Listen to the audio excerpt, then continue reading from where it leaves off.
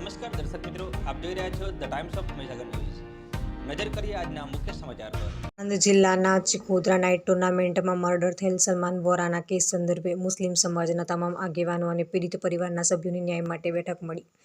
આજ રોજ આણંદ મુકામે ગત તારીખ 22/6/2024ના રોજ ચિખોદરા નાઇટ ટુર્નામેન્ટમાં મર્ડર થયેલ સલમાન વોરાનો કેસ સંદર્ભે સલમાન વોરાના નિવાસસ્થાને નડિયાદ સોહેલભાઈ ચિસ્તિયા, આણંદ નગરપાલિકાના કાઉન્સિલરો, વિરોધ પક્ષના નેતા તથા મુસ્લિમ સમાજના તમામ આગેવાનો અને પીડિત પરિવારના સભ્યો આવનાર તારીખ 27/7/2024 શનિવારનો રોજ સલમાન વોરાનાને ન્યાય મળે તે બાબતના સમર્થનમાં આણંદ શહેર શાંતિપૂર્ણ, સ્વયંભૂ અને સ્વેચ્છાએ પોતાના ધંધા રોજગાર બંધ રાખી સાથ સહકાર આપે એવી અપીલ કરી હતી.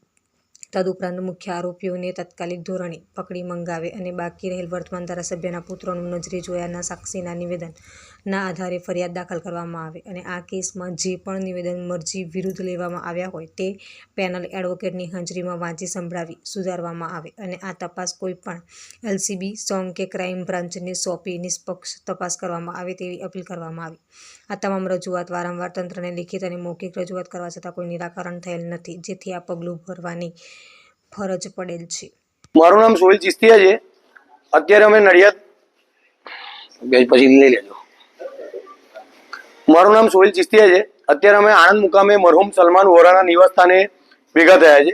અત્યારે આણંદના તમામ કાઉન્સિલરો, મુસ્લિમ સમાજના આગેવાનો, એમજી ગુજરાતી સાહેબ અને તમામ લોકો અત્યારે અમારા ભેગા થવાનું એક કારણ એવું હતું કે ગયા મહિને મરહુમ સલમાન વોરાની જે બિલકુલ નિર્દોષ ચિખોદરા મુકામે નાઇટ ટુર્નામેન્ટ જોવા ગયેલા હતા ત્યાં તેમની ક્રૂરતાપૂર્વક હત્યા થઈ. આ વાતને આજે 1 મહિનો થયો તેમ છતાં મુખ્ય આરોપીઓની ધરપકડ થયેલ નથી અને અમારી પાસે નજરે જોવાના સાક્ષી છે તે સાક્ષીઓના નિવેદન આપવા છતાં અને પોલીસનું કહેવું હતું કે ભાઈ અમે 164નું નિવેદન લઈશું, એમનું 164નું નિવેદન લેવામાં આવતું નથી. તેમના પોલીસ સ્ટેશનમાં નિવેદનો આપેલા છતાં વર્તમાન ધારાસભ્યના પુત્રનું ફરિયાદમાં નામ દાખલ કરવામાં આવતું નથી અને ધરપકડ પણ કરવામાં આવતી નથી. આ બાબતની રજૂઆત અમે વારંવાર પ્રશાસન સામે કરી, પોલીસ અધિક્ષક સાહેબશ્રીને કરી, તેમ છતાં અમને આજ દિન સુધી કોઈ ન્યાય મળેલ નથી. તેના કારણે આવનાર તારીખ 27/7/2024ના રોજ અમોએ આણંદ શહેર સંપૂર્ણ રીતે શાંતિપૂર્ણ રીતે સ્વયંભૂ સ્વેચ્છાએ પોતાની મરજીથી સર્વ સમાજ મરહુમ સલમાન વોરાને ન્યાય આપવા માટે પોતાના ધંધા રોજગાર બંધ કરી અને આમાં સમર્થન આપે તેવી અમે અપીલ કરીએ છીએ.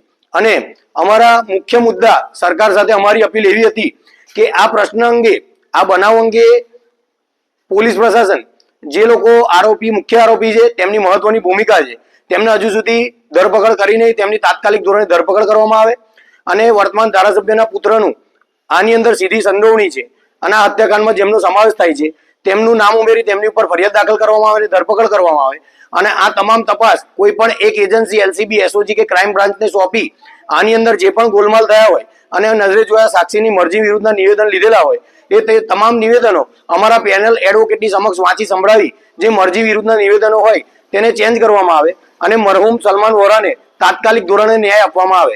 અને અગર જો અમારી આ રજૂઆતના પગલે આગળ કોઈ પણ જાતનું નિરાકરણ નહીં આવે તો અમે નામદાર ગુજરાત હાઈકોર્ટ સમક્ષ જઈશું. અસ્તુ. જય હિન્દ, જય ભારત. આણંદ માટે એક દુઃખદ બનાવ કહેવાય કે સલમાન વોરાનું નિર્મમ હત્યા અને આપણે જોઈએ તો એ બિલકુલ ઇરાદાપૂર્વક કરવામાં આવી હતી.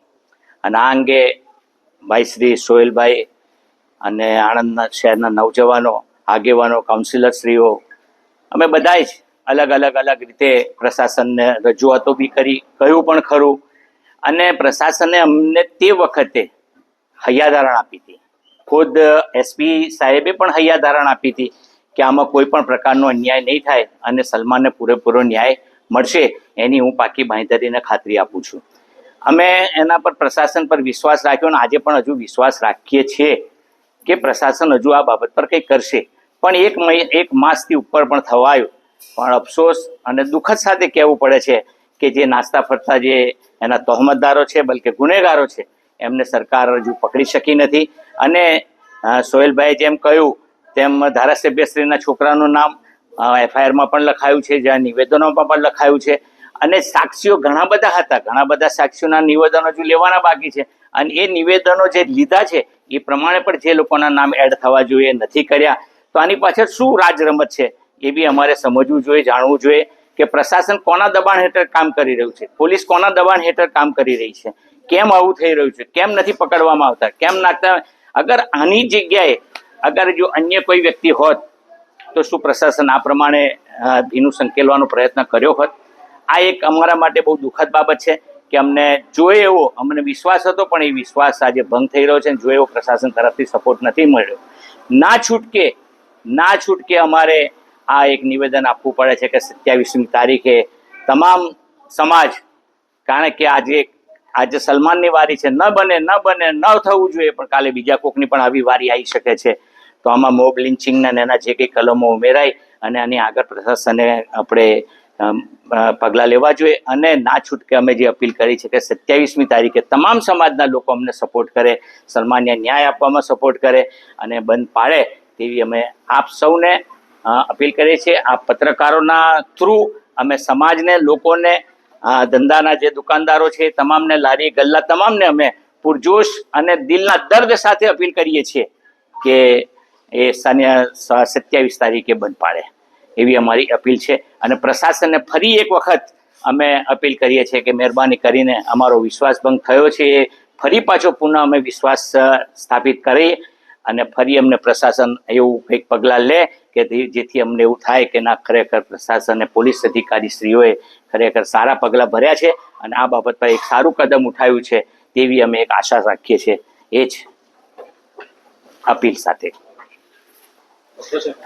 વિસ્તારના પડેપણના સમાચાર જોવા માટે અમારી channel the Times of Mahisagar ન્યૂઝને લાઇક, શેર અને સબસ્ક્રાઇબ કરો.